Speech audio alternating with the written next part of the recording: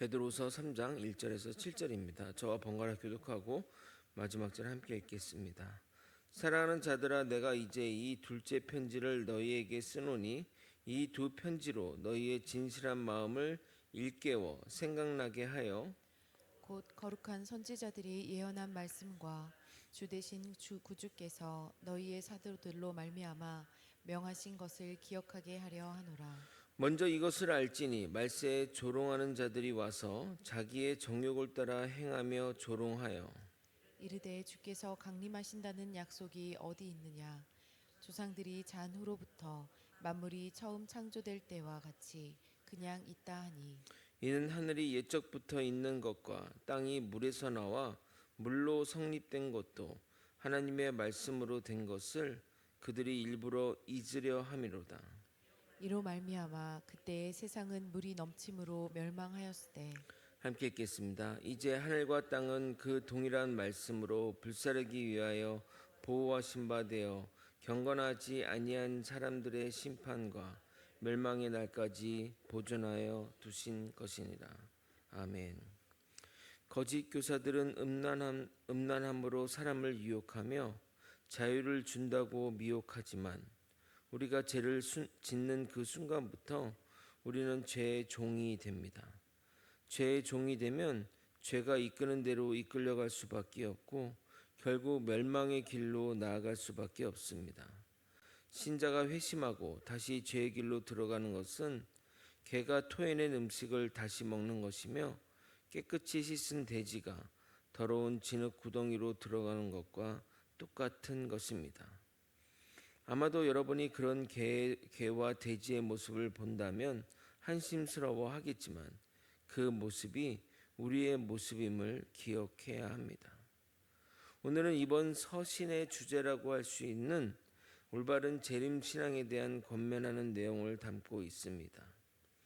거짓에 맞서는 가장 좋은 방법은 바른 신앙 교육임을 잊지 말고 바른 신앙으로 무장하는 저와 여러분이 되시길 예수님의 이름으로 소망합니다. 베드로 사도는 이 서신서가 너희에게 보내는 두 번째 편지임을 강조하며 신구약의 말씀을 기억하게 하려고 쓴 것임을 강조하고 있습니다. 1절과 2절을 읽어드리겠습니다. 사랑하는 자들아, 내가 이제 이 둘째 편지를 너희에게 쓰노니 이 두 편지로 너희의 진실한 마음을 일깨워 생각나게 하여 곧 거룩한 선자들이 예언한 말씀과 주 되신 구주께서 너희의 사도들로 말미암아 명하신 것을 기억하게 하려 하노라. 아멘. 베드로 사도가 쓴 편지는 베드로 전서 또 베드로 후서. 그래서 지금 베드로 후서가 두 번째 편지니까 두 번째 편지를 쓴다는 겁니다. 베드로 사도는 서신서의 기록 목적을 너희의 진실한 마음을 깨우는 것이라고 말합니다. 여기 진실한의 헬라어 에일리 크리네스는 단어의 의미가 참 독특한데 태양빛에 의해서 밝혀지거나 선명해지는 그 순수함을 나타내는 형용사입니다. 하나님의 형상을 닮은 우리 인간은 기본적으로 이 순수함을 가지고 태어났습니다.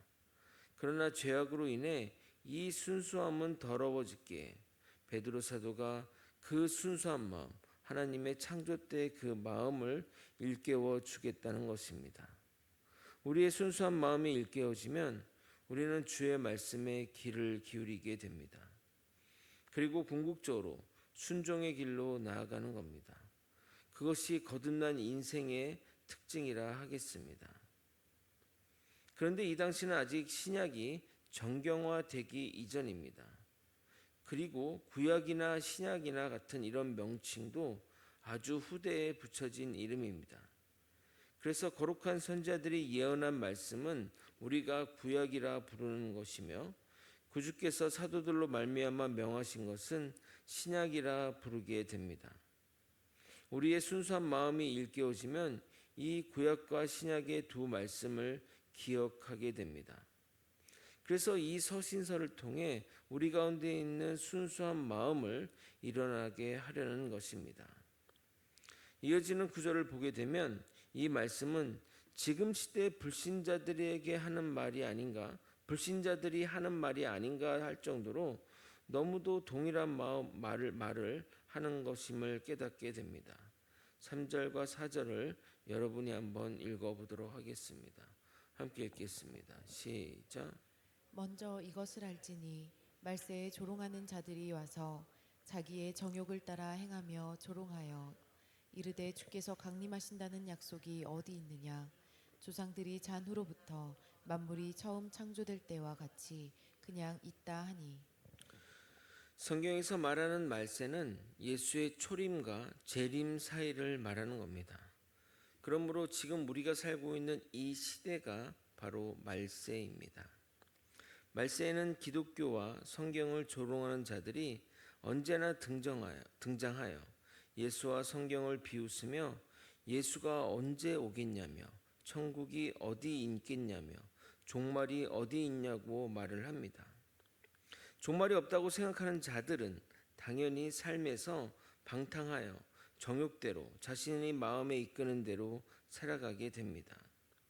반기독교 저자로 유명한 리차드 도킨스는 자신의 책을 출간하며 이런 광고 카피로 책을 선전하였습니다. 신은 없습니다. 여러분 즐기고 싶은 대로 마음대로 즐기십시오. 재림의 신앙이 없는 자들은 당연히 육체의 욕심을 따라 살며 창조주 하나님을 비웃으며 하나님이 계신다면 자기같이 이렇게 하나님을 조롱하는 자들을 내버려 두겠냐고 떠들어댑니다. 그러나 그들의 심판을 미룬 것이지 절대 없앤 것이 아님을 잊지 말아야 합니다. 오히려 우리는 그런 자들을 불쌍히 여기며 주님의 복음을 전파해야 합니다. 그러나 우리는 이 세상의 법칙과 놀라운 역사를 보면 하나님의 창조와 섭리를 부정할 수 없습니다. 불신자들은 하나님의 말씀으로 창조하셨음을 증명하라고 말하지만 도대체 어떻게 해야 증명할 수 있습니까? 성경 말씀으로 창조의 역사가 기록되어 있고 그때 이후로 계속 자자손손 믿어온 믿음의 세대들이 있는데 도대체 증명할 것이 무엇이 있냐 이 말입니다. 그리고 결정적으로 이 지구를 보게 되면 하나님의 역사하심을 부정할 수 없습니다. 저는 가끔 과학자들의 믿음이 더 훌륭하다는 생각이 듭니다. 어떻게 이렇게 완벽한 규칙 가운데 생물의 생명이 유지되고 전 우주가 규칙 가운데 운영되고 있는데 이 모든 것을 우연이라고 믿으니 말입니다.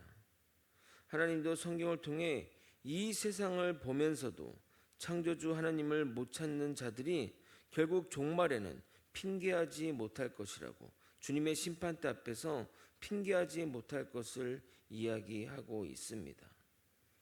넘어서 1장 20절 창세로부터 그의 보이지 아니하는 것들 곧 그의 영원하신 능력과 신성이 그가 만드신 만물에 분명히 보여 알려졌나니 그러므로 그들이 핑계하지 못할지니라. 이 세상의 모든 것과 우리의 신체의 몸은 완벽한 규칙에 의하여 조화를 이루고 있습니다. 여러분 규칙이 있다는 것은 만든 사람이 있다는 겁니다. 만든 존재가 있다는 겁니다. 간단한 도로도 건널 때 빨간불, 파란불, 녹색불에 따라서 규칙을 정해서 건너고 또 건너지 않고 하지 않습니까? 그건 무슨 말입니까? 그걸 만든 사람이 있으니까 그 규칙에 따라서 우리가 살아가는 것 아니겠냐 이 말입니다. 그런데 그런 모든 규칙들을 모든 어떤 이 생명의 어떤 사이클의 어떤 놀라운 신비들을 다 우연의 결과로 믿어버립니다. 거기다가 모든 물체는 질서에서 무질서로 나가기 때문에 절대 진화할 수 없음에도 그런 것들을 다 무시하고 모든 것이 가능하다고 생각하고 믿는 것이 우리 인간들의 모습입니다. 이러한 인간들의 모습을 베드로 사도는 이렇게 묘사합니다. 5절을 읽겠습니다. 이는 하늘이 옛적부터 있는 것과 땅이 물에서 나와 물로 성립된 것도 하나님의 말씀으로 된 것을 그들이 일부러 잊으려 함이로다. 세상은 자연 질서에 의해 스스로 존재하며 움직이거나 불변하는 것이 아니라 하나님의 말씀에 따라 창조되고 그의 명령에 의해 좌우되고 변화되는 것인데 그것을 부정하고 일부러 잊으려 한다고 말합니다. 베드로 사도가 말한 시점보다 지금 우리가 성경을 읽는 이 시점은 이 말이 그리 설득력 있게 들리지 않을 것입니다. 예수님이 이 땅에 오신 이후로 인간의 학문, 대표적으로 과학은 그동안 하나님을 부정하는 방향으로 계속 발전해 왔습니다. 그래서 시간이 지나 과학이 말하는 것이 더욱 그럴듯하고 더욱 이성적으로 여겨지도록 발전해 왔던 것입니다. 당연히 그런 상황에서 성경이 말하는 내용이 말도 안 되는 이야기고 황당한 이야기로 여겨질 것입니다. 그것이 인간이 이룬 바벨탑, 학문의 탑이라고 저는 생각합니다. 그리고 그것이 견고한 진이 되어 우리를 주의 말씀으로부터 분리해 내는 것입니다. 이러한 역사가 창세 이후로 있었고 결국 노아의 홍수로 심판이 이어진 것입니다. 과거에는 탑을 쌓아서 하나님께 나아가려고 했지만 지금은 그 학문의 탑, 우리가 있는 이 인문의 그 탑을 세워서 하나님께 대항한다는 것이 참 비슷하다는 생각이 듭니다. 이러한 반역의 역사가 창세 이후로 있었고 결국 노아의 홍수로 심판이 이어진 것입니다. 그 당시 인간의 모습과 행동과 마음 모두 부패하여 하나님을 부정하는 때였던 것입니다. 창세기 6장 5절 여호와께서 사람의 죄악이 세상에 가득함과 그의 마음으로 생각하는 모든 계획이 항상 악할 뿐임을 아시고 그런 인간의 생각을 보고 실망하셨던 하나님은 홍수 심판으로 이어졌는데 그 역사적인 사실을 잊어버리고 너희가 또 그 길로 가려고 하느냐라고 경고하고 있는 것입니다. 저는 이 경고가 지금 우리에게도 하는 경고라고 생각합니다. 6절을 여러분이 한번 읽어보도록 하겠습니다. 함께 읽겠습니다. 시작. 이로 말미암아 그때 세상은 물이 넘침으로 멸망하였으되 5절과 6절을 연이어 읽으면 베드로 사도가 일부러 말의 어떤 그 라임, 그 한국말로 뭐라 하는지 모르겠는데 그냥 그 어떤 뭐라 그러죠? 하여튼 라임을 맞추듯 의도적으로 물을 매게 하여 상황을 설명하는 것을 볼 수 있습니다. 물에서 땅이 나와 세상이 창조되었는데 다시 물이 잠겨 심판을 받았으니까 말입니다. 그러나 향후 미래 심판은 다시 물의 심판은 없을 것입니다. 지구 온난화로 해수면이 상승하여 나중에는 물이 땅을 삼킬 것이라고 말하는데 아마도 그 이전에 인류의 최후 심판이 올 것으로 여겨집니다. 왜냐하면 하나님이 물로 심판한 일은 다시 없을 것이라고 약속하셨기 때문입니다. 창세기 9장 11절입니다. 내가 너희의 언약을 세우리니 다시는 모든 생물을 홍수로 멸하지 아니할 것이라. 땅을 멸할 홍수가 다시 있지 아니하리라. 베드로 사도는 향후 물이 아닌 불로 심판할 것을 이야기합니다. 7절입니다. 이제 하늘과 땅은 그 동일한 말씀으로 불사르기 위하여 보호하신 바 되어 경건하지 아니한 사람들의 심판과 멸망의 날까지 보존하여 두신 것이니라. 요즘 뜨거운 날씨가 연이어 지속되는 것을 보면서 정말 세계가 사막으로 변하는 것이 아닌가 생각이 될 정도로 엄청난 그렇게 뜨거움을 경험하고 있습니다. 이러한 폭염은 우리나라뿐만 아니라 세계 곳곳에서 일어나고 있고 열사병 환자를 비롯하여 많은 이들이 이 더위로 죽음으로 나아가고 있다고 합니다. 이로 인해 화재가 발생하고 산불이 나도 진화가 힘들 정도로 땅과 나무가 너무나 말라버려 심각한 지경에 이르렀습니다. 자연 앞에 인간의 무력함을 여실히 느끼는 때입니다. 그런데 우리는 여기서 또 중요한 사실을 배우게 됩니다. 하나님의 말씀으로 물에서 땅이 나와 창조되었고 하나님의 심판의 말로 물이 땅을 덮어 죽음에 이르게 한 것처럼 지금은 하나님의 말씀으로 세상이 보존하고 있지만 언젠가 불의 심판이 말씀으로부터 시작되고 있음을 강조하고 있는 것입니다. 이로써 베드로 사도는 너희에게 말씀을 기억하게 하시려고 편지를 쓰는데 이 말씀을 세상 사람들이 부정하려고 하나 결국 말씀으로 세상이 시작되고 말씀으로 심판받고 결국 최종 심판도 말씀으로 임하니 얼마나 말씀이 중요함을 우리에게 설득하고 있는 것입니다. 우리의 창조와 심판 그리고 최후 종말 이런 현상적인 부분에 우리는 집중하지만 그 모든 일의 근간이 바로 말씀임을 잊지 말아야 하는 것입니다.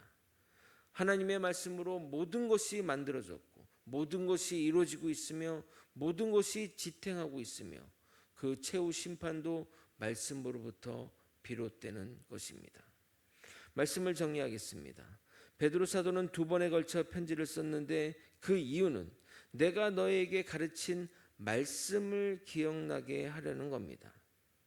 물론 세상 사람들은 이 말씀을 부정하고 조롱하며 창조주 하나님을 부정하고 그분이 이 땅에서 하신 일들, 즉 창조의 사역을 부정하지만 과거의 노아의 홍수 때처럼 심판받게 될 것을 경고하고 있습니다. 그런데 창조도 하나님의 말씀으로 시작되었고 심판도 하나님의 말씀으로 시작되었고 최후 심판도 말씀에서 시작될 것이기에 절대로 우리는 하나님의 말씀을 부정하면 안 된다는 것을 강조하는 것입니다. 거제 소망교회 성도 여러분, 여러분에게 말씀은 어떤 의미입니까? 단지 여러분을 도덕적으로 훌륭하게 만드는 금원에 불과합니까? 아니면 과거의 사실을 문자로 기록한 것으로 그래서 지금은 아무런 영향력이 없는 말씀에 불과합니까? 하나님의 말씀은 우리의 현재와 미래, 앞으로의 운명을 담당할 모든 것이라고 하겠습니다. 말씀으로 세상이 창조되고 말씀으로 심판을 받으며 말씀으로 세상이 보존되고 말씀으로 최후 심판이 시작될 것입니다. 우리는 절대 말씀을 경시하는 습관과 태도를 버리고 온전히 말씀에 의존하며 살아가는 저와 여러분이 되시길 예수 그리스도 이름으로 축원드립니다. 기도하시겠습니다. 하나님 아버지, 이 말씀의 무게를 우리가 깨달아 말씀을 중히 여기고 말씀을 우리 삶의 최우선의 것으로 여기며 살아가도록 이끌어 주시옵소서. 우리는 보여지는 현상, 말씀을 통해 이루어지는 현상에 집중하지만 우리가 더욱더 중요하게 여기고 집중해야 할 것은 하나님의 말씀입니다. 성경 말씀을 항상 가까이 두며 말씀을 읽고 상고하고 또 말씀대로 순종하며 살아가는 우리 모두가 될 수 있도록 역사하여 주시옵소서. 이 모든 것 사랑이 많으신 예수 그리스도 이름으로 기도드리옵나이다. 아멘.